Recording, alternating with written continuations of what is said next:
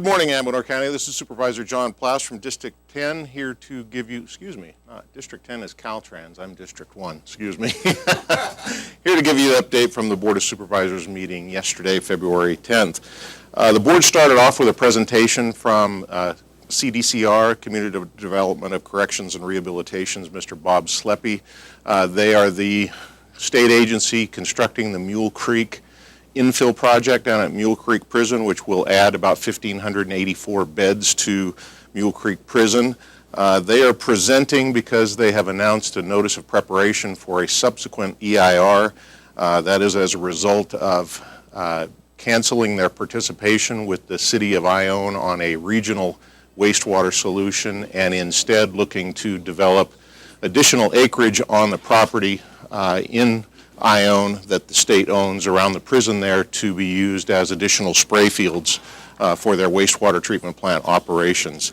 We were told that they have lost approximately 58 acres of spray field as a result of their construction project. They seek to identify 60 to 70 acres of additional land to be utilized for spray fields to make up those lost acreage. The EIR will study those lands, both their topography and soil conditions, soil depth, that sort of thing, to ascertain whether those lands are suitable for spray field operation. The county has had a number of concerns about this project for some time now, given the fact that they are currently going through a $6.8 million update and improvement project to their wastewater treatment plant, but not increasing its carrying capacity. They've come to the conclusion that the carrying capacity is fine to handle an additional 1,584 inmates per the design of the infill project. The state has had a history of problems down there in the Ione area, particularly about 10 years ago when the prison population boomed to about 4,000 inmates at the existing prison. At that time, in spite of having 300 acres of spray field land, there were problems with contamination of Mule Creek and groundwater supplies around the area that were relatively directly traced to the operations of Mule Creek Prison. Given the fact that they are now adding this facility and adding 1,584 beds, we're concerned that they are not increasing the size of either their treatment plant or their available spray fields for these operations. They claim that greater efficiencies in the operation of the treatment plant and the prison as a whole will achieve enough efficiencies so that they don't need to increase their sizes. But needless to say, the county is keeping a very close eye on this because there's been a history of problems and we don't want to find ourselves in another situation of having to sue the state to do what's right with their facilities. So received that presentation, asked a lot of questions. We submitted a comment letter with our initial concerns, and we will take a hard review of that subsequent EIR to verify that it's fully capturing any impacts that may be created there.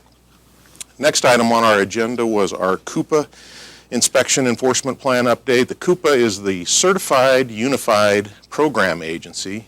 If ever there was a state term that was created for something, that's got to be it.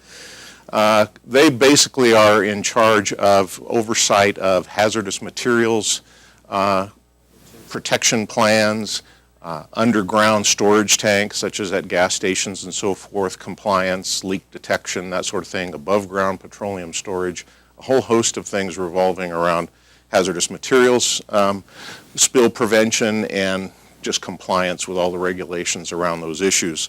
Board had some concern that the update to our plan as submitted to the state included some areas of suggested training for our staff, such as witness training, penalty calculation, case development, and collection of evidence. These were all areas of training that our plan stated our staff would receive pursuant to their occupation in this area. The board has been committed to the CUPA, the local agency here, being an education for compliance type of agency rather than an investigation and enforcement type agency. And given those areas of training, the board requested that staff bring back a list of the training that is required by the state of all staff to have in order to perform these Coupa inspection practices and essentially not go beyond that degree of training, trying to create more of an investigative type agency. That is not where we want to go with this program. Next item on our board agenda was the federal PILT and SRS update. More acronyms for you. PILT stands for Payment in Lieu of Taxes. That is the program that requires the federal government to pay to counties the equivalent of property taxes that would be charged on those federal lands were they in private hands. Federal government passed that law some years ago. They have never paid the equivalent of what the property taxes would be on those lands, but it is a requirement of Congress to reauthorize those payments in the budget process year after year. We wish that this would become a constitutionally guaranteed fee service, but so far it's not. The other aspect of that is the SRS, that is the Secure Rural Schools Act payment program, replaced the original 25% value of timber harvested on public land with essentially just blanket payments from the government due to the decrease in timber harvests.